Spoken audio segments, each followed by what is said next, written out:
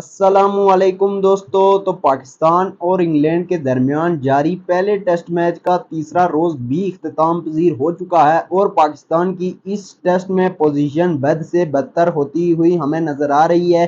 पहली इनिंग्स में पाकिस्तान ने रन्स बनाए थे 556 और वो ऑल आउट हुए थे। उसके बाद अब इंग्लैंड की जो इनिंग्स है वो जारी है और 492 रन उन्होंने बना लिए हैं 3 विकेटों के नुकसान पर। और इंग्लैंड की जानिब से जो रूट 176 के साथ अभी भी नॉट आउट हैं क्रीज पर, उनके साथ साथ हैरी ब्रूक भी 141 के साथ नॉट आउट हैं। तो इस तरीके से ये पाकिस्तान के लिए वाकई में एक बड़ी चैलेंजिंग और अलार्मिंग सिचुएशन है। पाकिस्तान क्या ये अब टेस्ट मैच बचा पाएगा या नहीं। तमाम तर लोग कह रहे हैं कि ये टेस्ट मैच ड्रॉ होगा, मगर मुझे अभी भी पर्सनली तौर पर लगता है कि आखिरी 2 रोज पिच कुछ ना कुछ हमें जरूर दिखाएगी। क्रैक्स जिस तरीके से पिच में नजर आ रहे हैं उसके अलावा कुछ ना कुछ तो आपको जरूर देखने को मिलेगा। और इस पाकिस्तानी बैटिंग लाइनअप का कोई भरोसा नहीं, क्योंकि जिस तरीके से इन्होंने बांग्लादेश के खिलाफ 2 मैचेस, दोनों के दोनों मैचेस में दूसरी इनिंग्स में जिस तरीके से इनका कोलैप्स हुआ, उसके बाद पाकिस्तान वो टेस्ट मैच जीते हुए टेस्ट मैच तो नहीं चले, ड्रॉ तो कम से कम करता। वो टेस्ट मैच पाकिस्तान ने गंवा दिया अपने हाथों से। तो अब फिर आप अंदाजा लगा सकते हैं कि ये इंग्लैंड की टीम है। इन्होंने अगर कल पहले सेशन में जबरदस्त बल्लेबाजी की, अगर इस वक्त बात की जाए तो पाकिस्तान की जो टीम है ये 64 रन से लीड कर रही है, यानी 64 रन से ट्रेल है इंग्लैंड के लिए। वो पहले 64 रन बनाएंगे, उसके बाद जो भी वो रन बनाएंगे तो वो पाकिस्तान के लिए एक उनकी जानिब से लीड होगी। तो वो अब हो सकता है कि कल भी जल्द हो सकता है क्या यही होगा कि पहले तो वो ये 64 रन का लाएंगे बनाएंगे, उसके बाद फिर वो तेज तरीन 100, 150 या 200 रन बनाकर पाकिस्तान को बल्लेबाजी देंगे और कोशिश करेंगे कि पाकिस्तान को ऑल आउट कर दें। और इसमें कोई शक नहीं है पाकिस्तानी बैटिंग लाइनअप का कोलैप्स हमें एक दफा फिर से देखने को मिल सकता है। जिस तरीके से अगर बांग्लादेशी हमें 2 टेस्ट मैचेस में अगर इस तरीके से आउट करके हमारा कोलैप्स बना के यानी वो अगर हमसे जीत सकते हैं, तो फिर ये तो इंग्लैंड की टीम है, इन्होंने इससे कबल 3-0 से पाकिस्तान को हराया था सीरीज में। तो ये चीज दूर नहीं कि एक दफा फिर से शायद के पाकिस्तानी टीम को ये सीरीज भी गंवानी पड़ जाए। तो सबसे पहले इस टेस्ट मैच के हवाले से यही है कि पाकिस्तान की सिचुएशन बहुत ज्यादा खराब है। बिल्कुल भी लक भी किसी तौर पर पाकिस्तान की जानिब नहीं है, क्योंकि हैरी ब्रूक को जो आमिर जमाल ने गेंद की और उनके स्टंप्स पर लगी और बेल्स ही ना गिरी। इस पिच पर बेल्स ना गिरना वाकई में एक बॉलर के लिए और दूसरी टीम के लिए 600 वाट का झटका है और इसमें कोई शक वाली बात नहीं। उसके अलावा जो रूट के हवाले से अगर बात की जाए तो उनके भी फेवर में कुछ डिसीजन अंपायर के गए, जहां पर अंपायर कॉल पर वो बच गए और खुशकिस्मत रहे, जबकि दूसरी तरफ पाकिस्तान बदकिस्मत रहा, अनलकी रहा। इसके अलावा अगर बात की जाए तो जो रूट है इन्होंने भी बड़े बड़े माइलस्टोन अचीव कर लिए हैं। इन्होंने सबसे पहले तो अपने ही इंग्लैंड के बैटर एलिस्टर कुक का रिकॉर्ड तोड़ दिया है, क्योंकि एलिस्टर कुक इंग्लैंड की जानिब से टेस्ट क्रिकेट में सबसे ज्यादा रन बनाने वाले बैटर थे और उसे तोड़ दिया है जो रूट ने। तो जो रूट के हवाले से अगर बात की जाए तो उन्होंने अपनी 35वीं सेंचुरी बना ली है। इसके हवाले से अगर मैं बात करूं तो जो रूट ने आज की इस इनिंग्स में बहुत सारे रिकॉर्ड यानी अपने नाम कर लिए हैं। सबसे पहले अगर बात करें तो 5वें हाईएस्ट एवर टेस्ट क्रिकेट में जो रन बनाने वाले खिलाड़ी वो बन चुके हैं। आज उन्होंने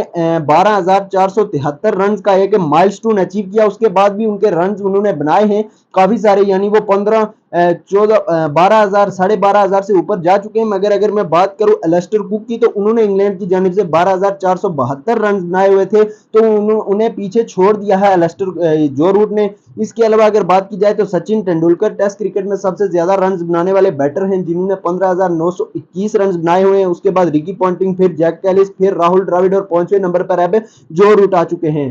तो जो रूट ने आज बहुत सारे यानी रिकॉर्ड्स अपने नाम किए। एक तो सेंचुरी वाला भी उन्होंने जो संगाकारा हैं उन्हें पीछे छोड़ दिया है। इसके अलावा अगर बात की जाए तो 5 बार जो रूट बन चुके हैं कि 1000 से ज्यादा रन उन्होंने बनाए हैं किसी भी एक कैलेंडर ईयर में, यानी एक साल में उन्होंने 1000 से ज्यादा रन बनाने वाला कारनामा 5 दफा अंजाम दे दिया, जो कि सबसे ज्यादा है। 5 दफा जो रूट ये कारनामा कर चुके हैं। इसके अलावा स्टीव स्मिथ 4 दफा ये कर चुके हैं और विराट कोहली 3 दफा, जबकि केन विलियमसन 1 दफा उन्होंने भी ये कारनामा अंजाम दिया है।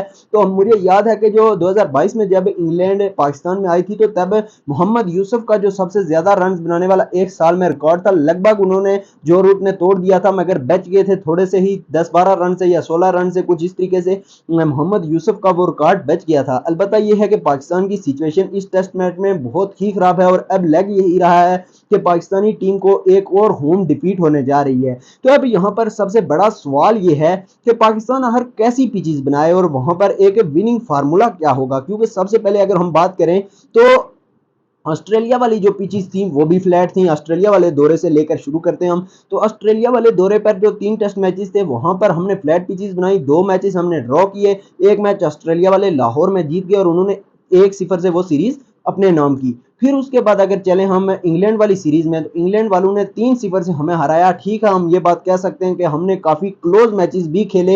ये मुल्तान वाला टेस्ट हम 26 रन से हारे, उसके अलावा मगर हारना एक चीज जरूर है, क्योंकि आप हारे हैं, एट द एंड विन और लॉस ही मैटर करती है। ये कोई नहीं देखता कि आपने कितने मार्जिन से जीता है। ठीक है, वो भी अपनी जगह बंदे के जहन में आता है, मगर असल चीज यही होती है कि आप जीते हैं या हारे हैं। तो इस तरीके से इंग्लैंड ने 3-0 से जीता और वो फ्लैट पिचेस थी, उन पर उन्होंने रिजल्ट ओरिएंटेड मैच करवाए। उसके बाद फिर न्यूजीलैंड की जानिब चले। न्यूजीलैंड की तरफ अगर खेलें बात करें तो वहां पर भी पाकिस्तान ने फ्लैट पिचेस ही बनाई। एक मैच पाकिस्तान ने ड्रॉ किया, एक मैच ऑलमोस्ट पाकिस्तान जीत गया था, लगभग 18 रन दूर था और ओवर्स ही खत्म हो गए। वहां पर भी साउथकील ने इतनी स्लो इनिंग्स खेली, यकीन माने साउथकील का स्ट्राइक रेट लगभग 21 का था, जबकि वहां पर सरफराज अहमद ने सेंचुरी की थी और बहुत ही जबरदस्त 67 के स्ट्राइक रेट के साथ। तो साउथकील को अब मैं क्या बोलूं, वो मतलब आप अच्छे प्लेयर हैं, आप अच्छी इनिंग्स खेलते हैं, मगर थोड़ा सा टीम की कंप्लेक्शन और मैच का एक आप पॉइंट भी देख लिया करें कि मैच की क्या सिचुएशन है। यहां पर मुझे थोड़ा तेज खेलने की जरूरत है। अगर वहां पर वो आउट ही हो जाते तो कम से कम किसी दूसरे को खेलने का मौका मिल जाता, शायद कि पाकिस्तान वो मैच जीत जाता। और पाकिस्तान के लिए जो एक अजीबो गरीब होम ग्राउंड पर टेस्ट क्रिकेट में अब स्ट्रीक बनती हुई हमें नजर आ रही है, तो वो शायद कि ना बन पाती।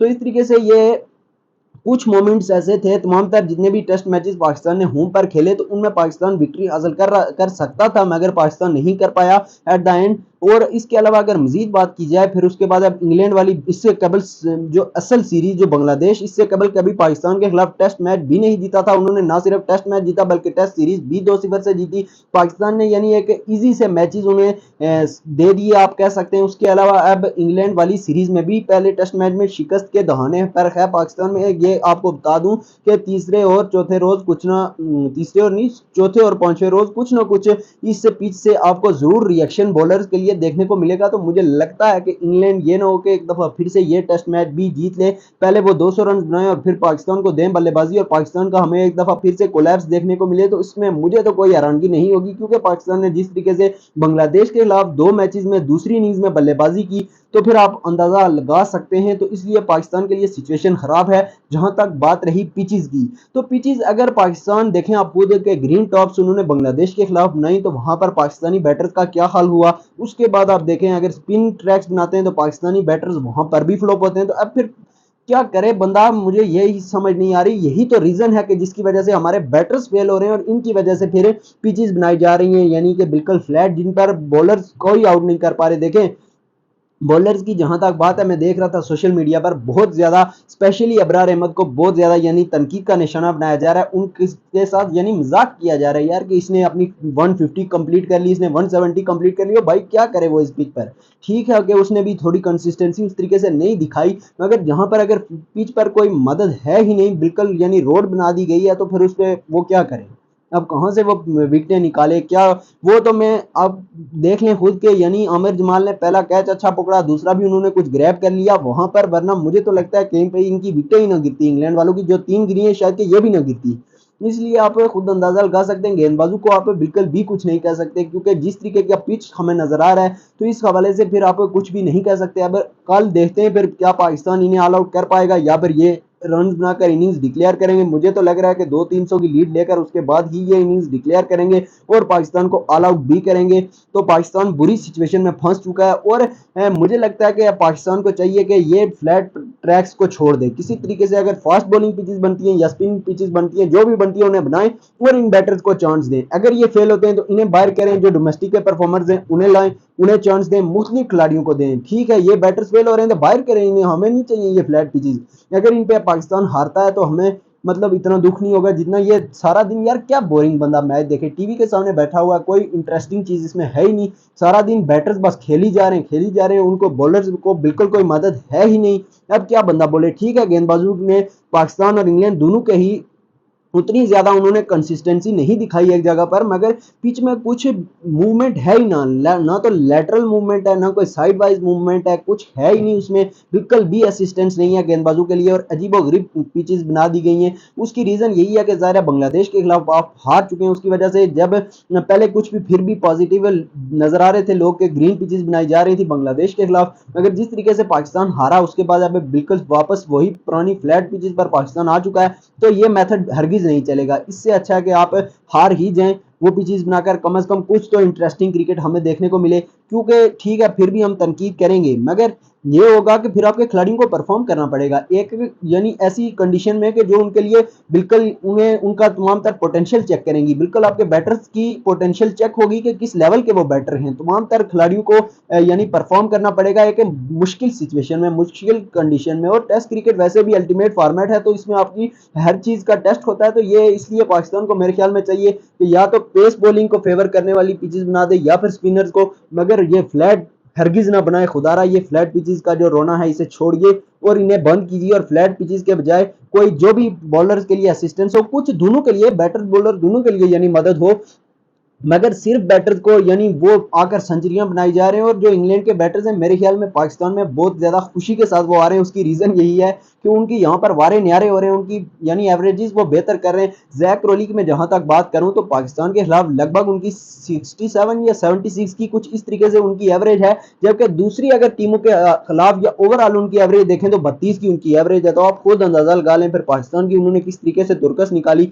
सिर्फ जो रूट थे जिनकी 40 से नीचे पाकिस्तान के खिलाफ एवरेज थी, अब उनकी भी लगभग 45 या 50 के करीब जा चुकी है, जिस तरीके से आज उन्होंने 176 बना लिए। तो इसके अलावा भी तमाम तर यानी बैटर्स, हैरी ब्रूक उसकी तो भाई साहब पता नहीं 114 की है या किस तरीके से इतनी कुछ उसकी एवरेज है पाकिस्तान के खिलाफ पाकिस्तान में। तो ये तमाम तर सिचुएशन चल रही है, या तमाम तर बैटर्स उनके या जो भी लोग आ रहे हैं वो यहाँ पर आकर अपनी बैटिंग की एवरेज बेहतर कर रहे हैं। जिस तरीके से लिटन दास की आपने हालत देखी, पाकिस्तान में उन्होंने पाकिस्तानी गेंदबाजों की लंब निकाल दी जिसे मैं कहूंगा, और जब वो इंडिया में गए तो वहां पर उनसे बैटिंग ही नहीं हो रही। यही उनके बांग्लादेश वालों के बाकी बैटर्स का भी हाल है, और यही इंग्लैंड का भी हाल था अभी जब इंग्लैंड और इंडिया की सीरीज चल रही थी। वहां पर इंग्लिश जो बैटर्स थे जो हमारी तुर्कस निकाल रहे हैं, वहां पर उन्हें गेंद ही नहीं समझ आ रही थी, टर्न ही नहीं समझ आ रही थी। जो थे रवि अश्विन थे या कुलदीप यादव थे, रविंद्र जडेजा थे, इन लोगों की उन्हें स्पिन ही समझ नहीं आ रही थी। तो इसलिए पाकिस्तान को चाहिए टर्निंग पिच बनाए, बैटर्स आपके फेल होते हैं तो इन्हें बाहर कीजिए, नए लोगों को जो कि डोमेस्टिक में परफॉर्म कर रहे हैं उन्हें चांस दीजिए। यही फार्मूला कि आप अपनी टेस्ट क्रिकेट अपनी होम ग्राउंड पर जीत पाएंगे। बाकी ये फ्लैट पिचेस बनाने से आप नहीं जीतेंगे, या तो मैचेस ड्रॉ होंगे या जिस तरीके से आप हार रहे हैं वही हारते रहेंगे, क्योंकि आप इंग्लैंड की तरह बेस बॉल तो खेल नहीं रहे। ठीक है आपने पहली इनिंग्स में कुछ अच्छी बल्लेबाजी की और उसकी हमने बहुत ज्यादा तारीफ भी की, हम लोग आसमान पर पहुंच गए थे, यानी कि पता नहीं हमने कौन सी क्रिकेट खेल ली, मगर इंग्लैंड वालों ने हमें बताया कि यार ये है बेस बॉल, और वाकई में उन्होंने खेली भी।